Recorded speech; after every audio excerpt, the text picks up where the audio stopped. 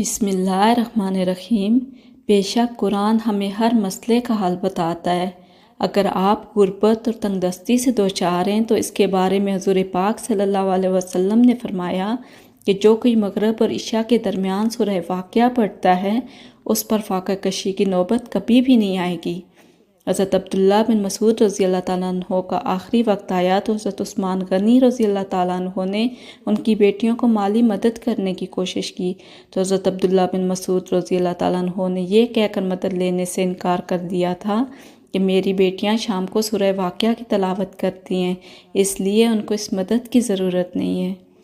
آپ سورہ واقعہ کو پڑھنا روزانہ اپنی زندگی کا معمول بنا لیں اور کوشش کریں کہ اس میں ناغہ کبھی بھی نہ کریں۔